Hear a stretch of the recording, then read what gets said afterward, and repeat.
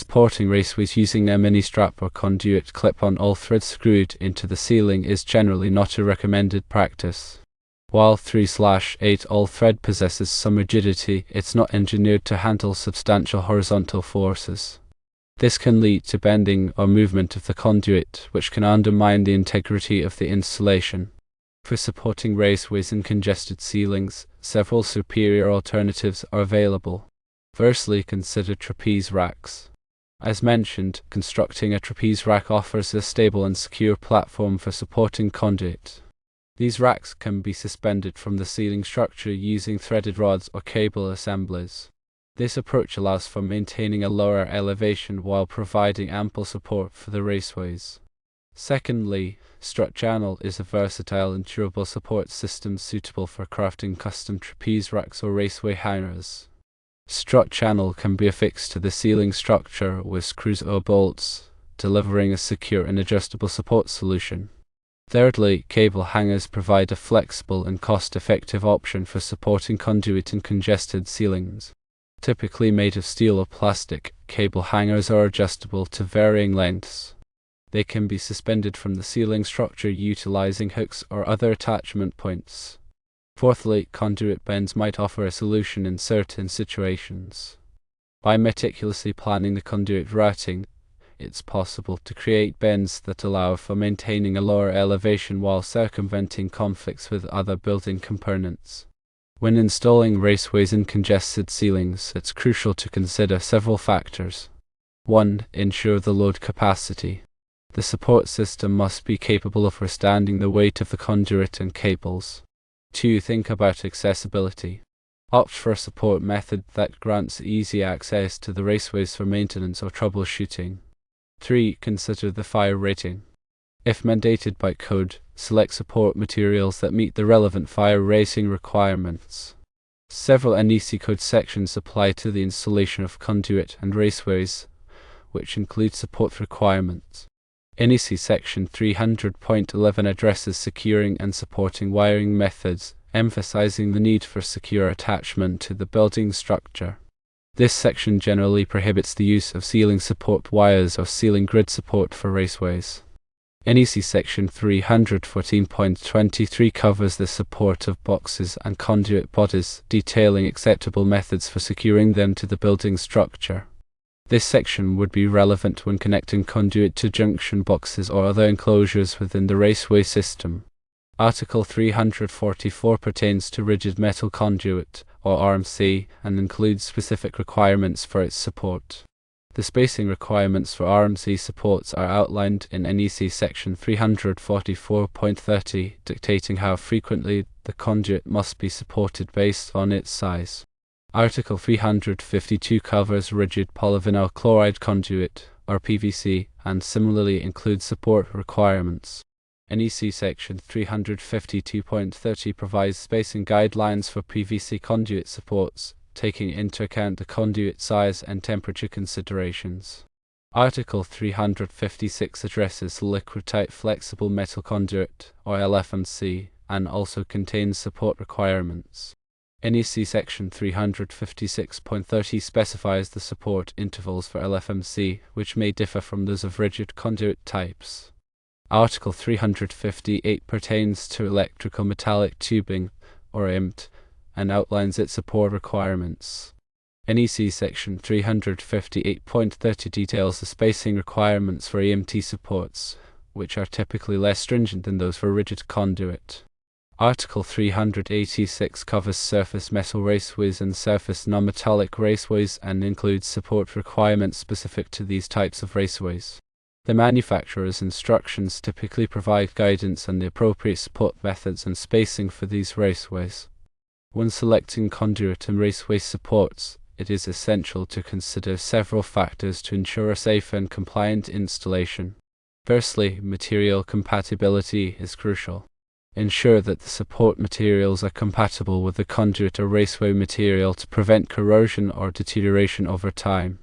For example, using galvanized steel supports with aluminum conduit can lead to galvanic corrosion. Secondly, load rating is critical. Select supports with a load rating that meets or exceeds the weight of the conduit or raceway and its contents. Consider the weight of the cables, conductors, and any other components that will be installed within the raceway. Thirdly, environmental conditions must be taken into account. Choose supports that are suitable for the environmental conditions in which they will be installed. For example, in damp or corrosive environments, use supports made of stainless steel, aluminum, or coated steel to prevent corrosion. Fourthly, adjustability can be important. Select supports that are adjustable to accommodate changes in elevation or direction of the conduit or raceway. Adjustable supports can simplify the installation process and allow for flexibility in the raceway system. Fifthly, ease of installation should be considered. Choose supports that are easy to install and require minimal tools or equipment. Supports that can be quickly and easily installed can save time and labor costs. Sixthly, compliance with codes and standards is essential. Ensure that the supports comply with all applicable codes and standards, such as the NEC and relevant ANSI or UL standards. Using listed or labeled supports provides assurance of their compliance with these standards. Seventhly, consider aesthetics. In some applications, the appearance of the supports may be a concern. Select supports that are aesthetically pleasing and blend in with the surrounding environment. Concealed supports or supports with a clean, modern design may be preferred in certain installations. Eighthly, consider the long-term performance and durability of the supports. Choose supports that are designed to withstand the test of time and maintain their structural integrity over the life of the raceway system. Supports made of high-quality materials and with a durable finish can provide long-lasting performance. When installing conduit and raceway supports, it is important to follow manufacturer's instructions and best practices to ensure a safe and reliable installation. Proper installation techniques can prevent premature failure of the supports and ensure the long-term integrity of the raceway system. Some best practices include properly spacing the supports according to the NEC and manufacturer's instructions. Overspacing the supports can lead to sagging or deflection of the conduit or raceway, which can compromise its structural integrity. Properly securing the supports to the building structure using appropriate fasteners and anchors is important. Ensure that the fasteners and anchors are suitable for the type of building material to which the supports are being attached.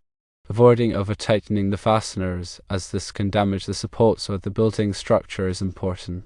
Inspecting the supports regularly for signs of corrosion, damage, or wear and replacing them as necessary is also important.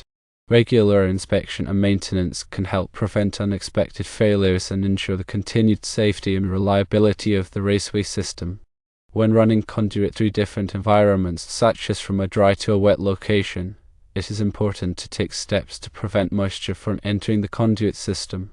Moisture can damage conductors and equipment and can also lead to corrosion of the conduit and supports. Some methods for preventing moisture entry include sealing the conduit ends with sealant or tape, using watertight fittings and connectors, and installing drip loops to prevent water from entering the conduit. When installing conduit in areas subject to physical damage, such as in warehouses or loading docks, it is important to protect the conduit from impact. Some methods for protecting conduit from physical damage include using rigid conduit, installing conduit guards or sleeves, and routing the conduit away from high traffic areas. When installing conduit in areas with limited space, such as in congested ceilings or walls, it is important to carefully plan the conduit routing and use compact supports. Some methods for maximizing space utilization include using conduit offsets, installing conduit in tight bends, and using cable trays or wireways to consolidate multiple conduits. When installing conduit in areas with high temperatures, such as near furnaces or ovens, it is important to use conduit and supports that are rated for high temperatures. Some methods for protecting conduit from high temperatures include using rigid metal conduit, insulating the conduit, and providing ventilation to dissipate heat. When installing conduit in areas with corrosive atmospheres, such as near chemical plants or wastewater treatment facilities, it is important to use conduit and supports that are resistant to corrosion. Some methods for protecting conduit from corrosion include using PVC-coated conduit, stainless steel conduit, or aluminum conduit, and applying a protective coating to the supports. In summary, Selecting the appropriate conduit and raceway supports is essential for ensuring a safe, reliable, and compliant electrical installation. By considering factors such as material compatibility, load rating, environmental conditions, and code compliance, and by following manufacturers' instructions and best practices for installation, you can create a raceway system that will provide years of trouble-free service. Remember to always consult with a qualified electrical contractor or engineer if you have any questions or concerns about conduit and raceway support. The NEC provides tables for conduit fill, which limit the number of conductors allowed in a specific size of conduit.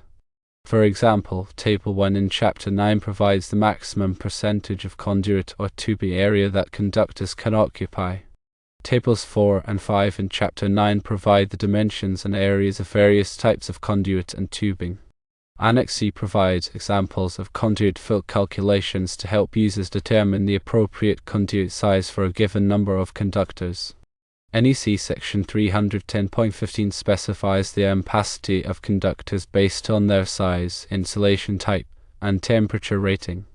It also includes correction factors for ambient temperature and the number of conductors in a raceway. These correction factors must be applied to the conductor ampacity to ensure that the conductors are not overloaded.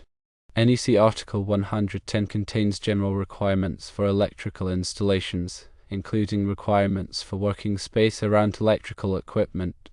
Adequate working space is essential for safe operation and maintenance of electrical equipment. NEC Section 110.26 specifies the minimum dimensions of working space in front of electrical equipment, such as panel boards, switchboards, and controllers. The working space must be clear and unobstructed and must provide sufficient room for electricians to safely perform their work. The NEC also contains requirements for grounding and bonding of electrical systems. Grounding and bonding are essential for protecting people and equipment from electrical shock and fire hazards. NEC Article 250 provides comprehensive requirements for grounding and bonding, including requirements for grounding electrodes, equipment grounding conductors, and bonding jumpers. NEC Section 250.4 outlines the general requirements for grounding electrical systems, including the requirement to ground all non-current carrying metal parts of electrical equipment. NEC Section 250.104 specifies the requirements for bonding metal piping systems, such as water pipes and gas pipes, to the electrical grounding system. Bonding these systems helps to equalize the voltage between them and the electrical system, reducing the risk of electrical shock. NEC Section 250.118 lists the acceptable types of equipment grounding conductors, including wire, cable, and metal raceways. The equipment grounding conductor must be sized according to NEC Table 250.122, based on the rating of a current protective device in the circuit. When installing electrical equipment in hazardous locations, such as areas where flammable gases or vapors are present, it is important to follow the requirements of NEC Article 500 through 516. These articles provide detailed requirements for electrical equipment and wiring in hazardous locations, including requirements for explosion-proof equipment, intrinsically safe circuits, and dust ignition-proof equipment. Hazardous locations are classified according to the type of hazard present, such as Class I for flammable gases and vapors, Class Roman II for combustible dust, and Class Roman III for ignitable fibers and flyings. The NEC provides specific requirements for each class of hazardous location to ensure that electrical equipment does not ignite the hazardous material. In addition to the NEC, there may be local codes and regulations that apply to electrical installations. It is important to check with the local authorities to determine the specific requirements in your area. Local codes may be more stringent than the NEC in some cases and may address specific issues that are unique to the local area. To ensure that your electrical installation is safe, compliant, and reliable, it is important to hire a qualified electrical contractor. A qualified electrical contractor will have the knowledge, experience, and equipment to perform the work safely and according to code. They will also be able to provide valuable advice and guidance on the best way to design and install your electrical system. When choosing an electrical contractor, be sure to check their credentials and references. Ask for proof of insurance and licensing, and check with the Better Business Bureau to see if there have been any complaints filed against them. Get multiple bids from different contractors and compare their prices and services. Be sure to ask the contractors about their experience with similar projects and their understanding of the NEC and local codes. By following these recommendations, you can create a safe and effective raceway installation in even the most challenging ceiling environments. Remember always to consult with a qualified electrician or engineer for specific guidance on your project.